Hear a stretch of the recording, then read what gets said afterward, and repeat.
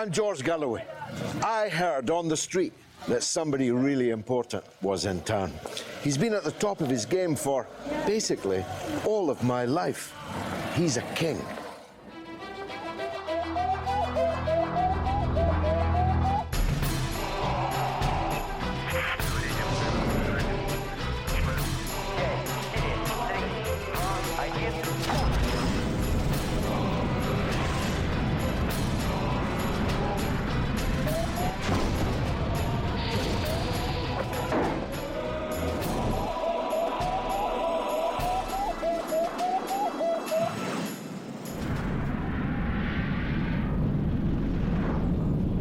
Larry, this is, I think, the 8th interview that you've done today, and it's not even dark yet.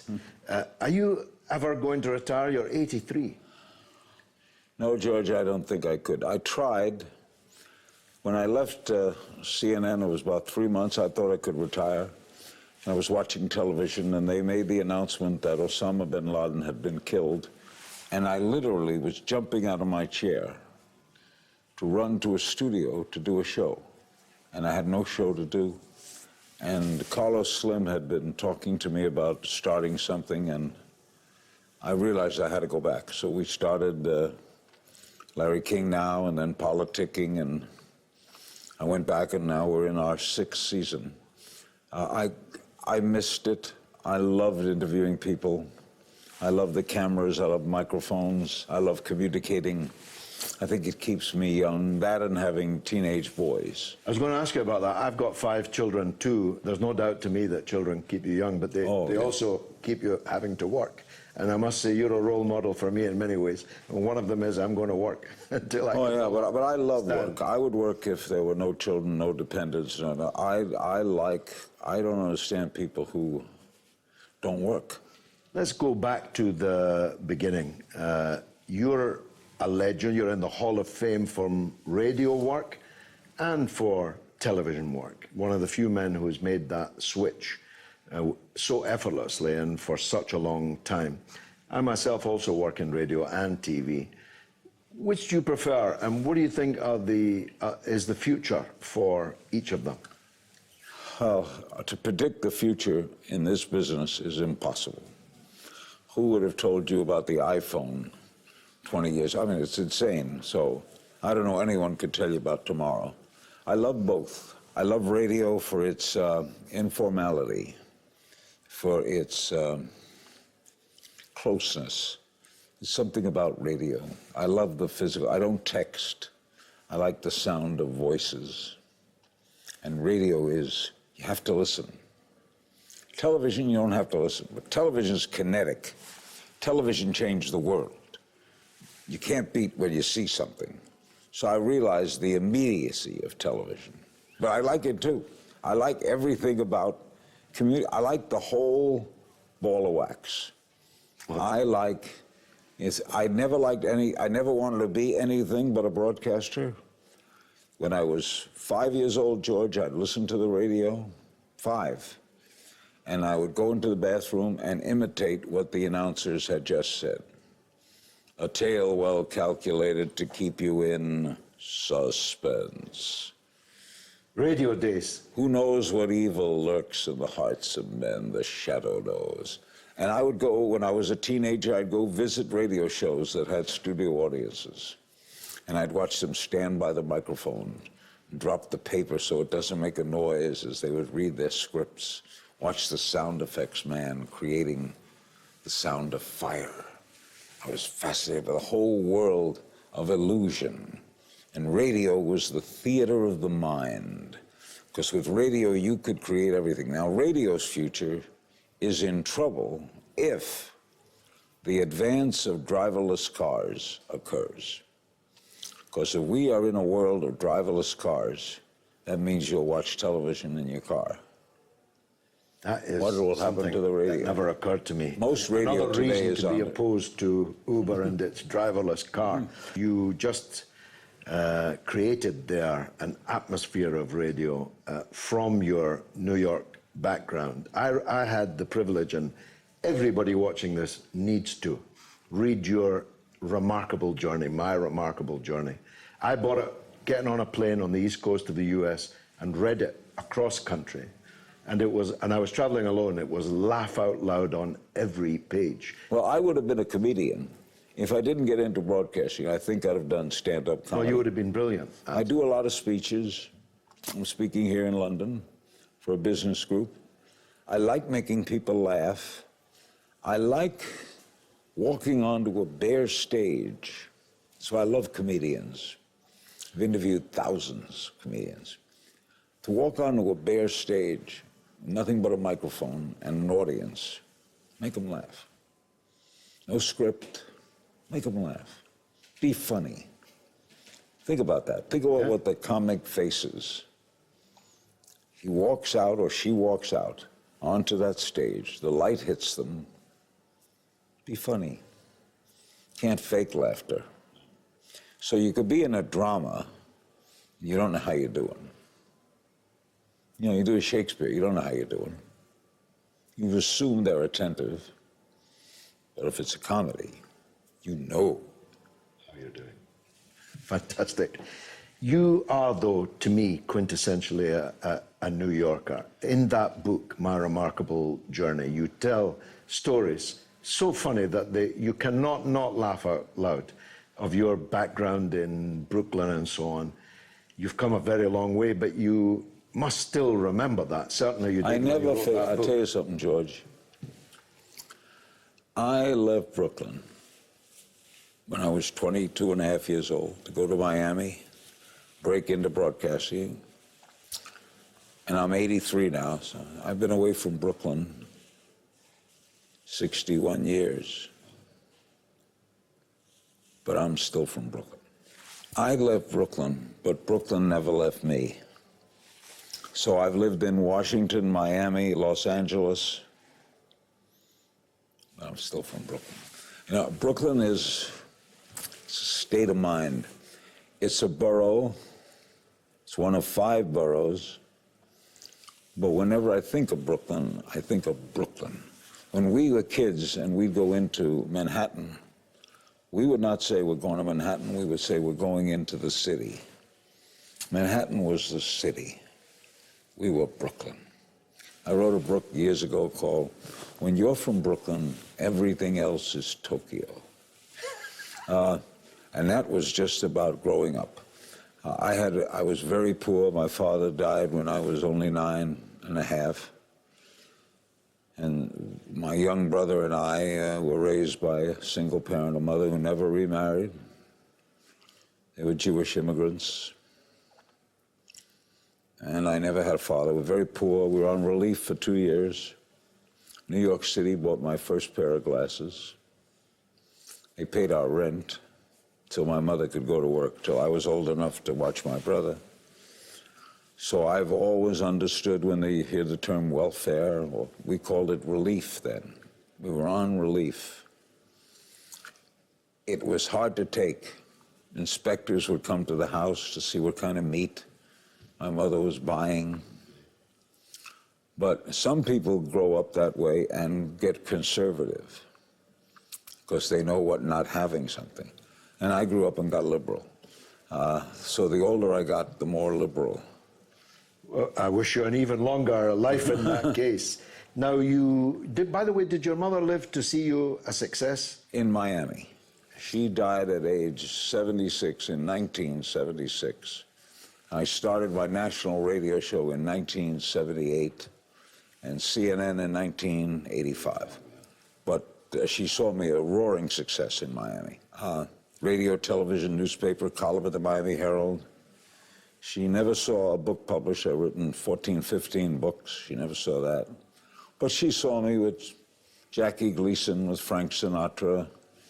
She went to see Don Rickles when he was beginning, and she knew actors and actresses that I met. And my daughter Kaya went to Jackie Gleason's house to spend a day, and my mother met him. Jackie was a big mentor for you. He was great to me.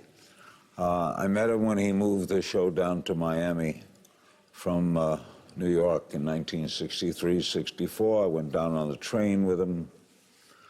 I hosted him on many shows. The night before he died, his publicist, Hank Meyer, called. He made a list of people to say goodbye to. Wow. Now, one of the many anecdotes from your book, which has stayed with me, was how you literally bumped into Jack Kennedy. You literally were in a car that bumped into him. Tell us about that. It was 1958. I had been on radio for a year, and we had it wasn't my car, but I was driving. It was a beat-up old convertible, and we wanted to drive to see what Palm Beach looked like. It was a Sunday morning. There were four of us. I was driving, two in front, two in back, an old car, and we're driving up US 1, right by the ocean. The ocean's on the right. In Palm Beach, they didn't build hotels on the ocean like they did in Miami Beach. So these houses are on our left, the ocean's on our right. I'm driving along, and it's a beautiful Sunday morning. Quiet, nobody on the road. And we're looking at the houses, and we're looking at the ocean, and I'm looking. And we're coming to Worth Avenue, which is the popular avenue. And there was a car stopped at a red light in a convertible. And I slowed down, but I was looking away, and I hit him. I must have been going at 10 miles an hour. I just bumped to us, his head bounced. And he got out of the car, and he came over to us, and he said, "How the hell did you hit me? It's a beautiful day. It's a Sunday morning. We're the only two cars on the road. You're not going fast. How the hell did you hit me?" I said, "Well, we've never been in Palm Beach." And I was looking around. "Do you want to exchange licenses?" He said, "No." I said, look, I'm Senator John Kennedy." "Oh, yeah. I'm going to run for president in 2 years. I tried to be vice president 2 years ago." "Yeah, I remember that." "Tell you what you do. Raise your right hand. Swear you'll vote for me." We all swore we'll vote for you. Okay. And I bumped into John Kennedy's car. Now later, 2 weeks before he was killed, in 1963, maybe a week before, he spoke in Miami. And this was now 5 years later, from 1958. And I was in the third row, and he was speaking at a convention. And he was looking around, and he saw me, and he went like that. "You're the guy who hit me with the car." I never forgot that. Larry, we've got to take a quick break. Be right back.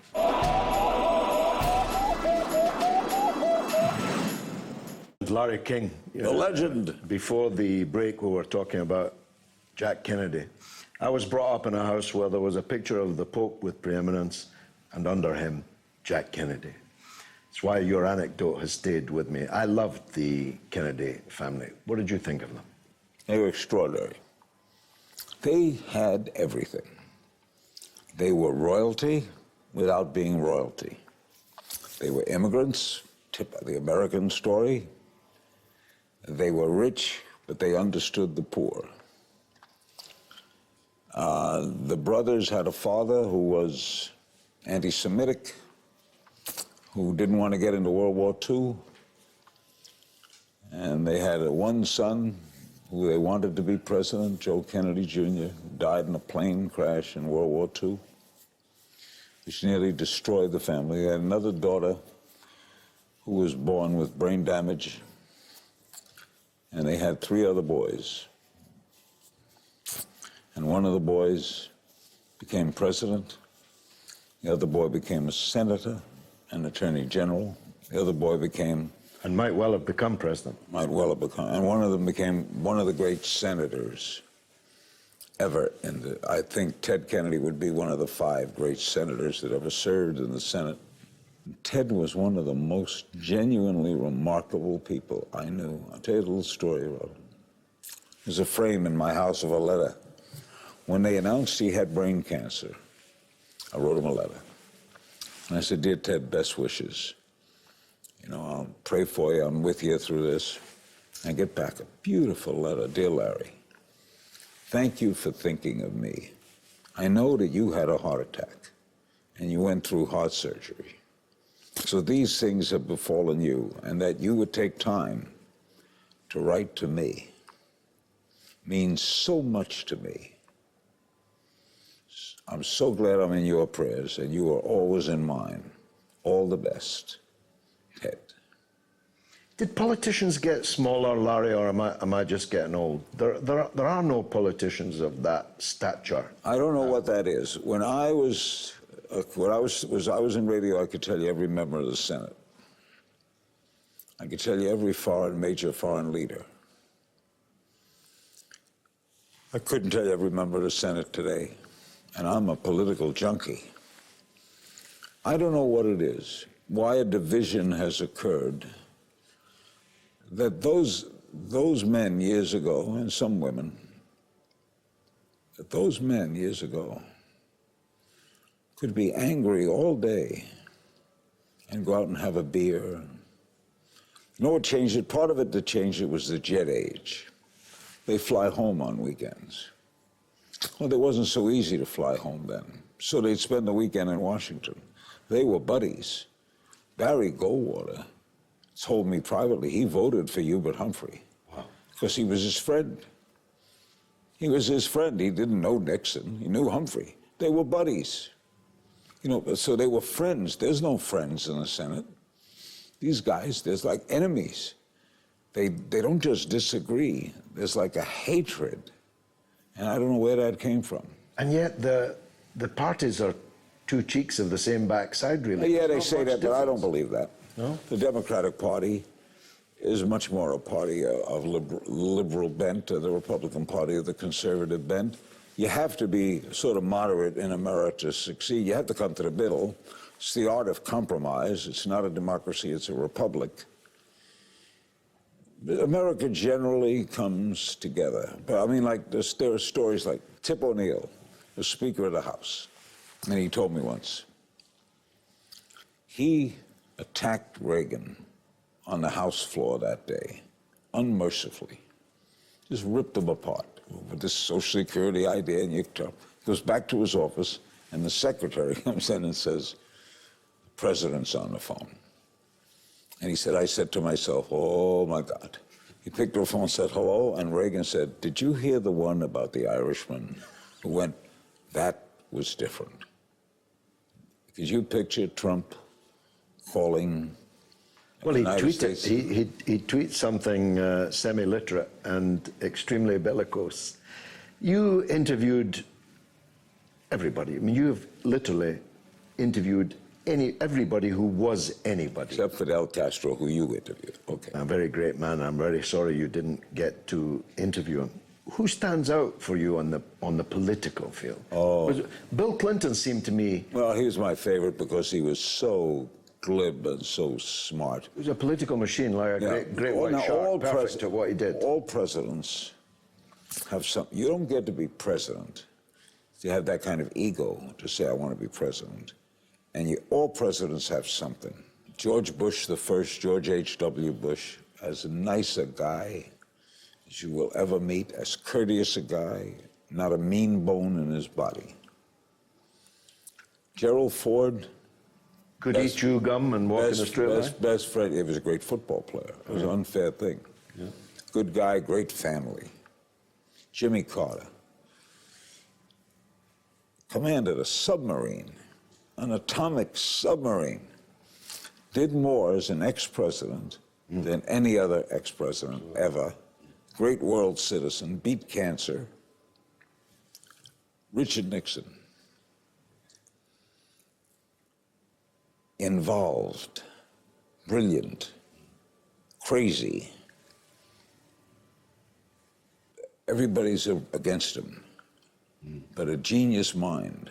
I would hire him to analyze any situation, not solve it, but analyze it. He could work for my television station as a political analyst. Who, what, why, when, where? Nixon. Bill Clinton was a man well spent, just a guy's guy.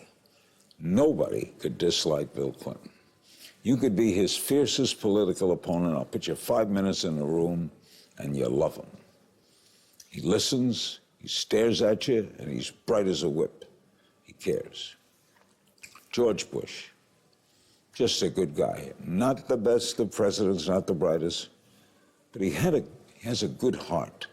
Big baseball fan. which is, to me, I met for him 2 hours in the Oval Office just talking baseball. That was the rule, just talk baseball. And did more for AIDS internationally than all of our presidents. AIDS is being cured everywhere because of George Bush. People forget that. Barack Obama, a tremendous admiration for Barack Obama. As a human being, as a man well within himself, self-contained, bright. Donald Trump, as a friend, he was terrific. We know we were Fathers of the Year together. We went to the Super Bowl together. When Marla Maples was on the Broadway stage, we went to see her in theater. I had a medical procedure in New York. He took my wife to dinner. Now, this Donald Trump, I don't know, because I knew him, and politically he was very different. So this Donald Trump is not, he was in favor of a single-payer health system, favor of a right to abortion. So I don't know this Donald Trump. He always had an ego, but it was a fascinating ego. In other words, you never disliked him personally, because he was kind of fun. So this is a president that I would say I know, but I don't know. He's a president I know the best of all the presidents, and I don't know him. People watching this are afraid of the world that Donald Trump is leading us into. Most people feel that the more Trump is attacked on the Russia front, the more he's headed into confrontation with Russia. Now, that's a genuine fear of someone who is narcissistic and believes that everything revolves around him. What you have to hope for is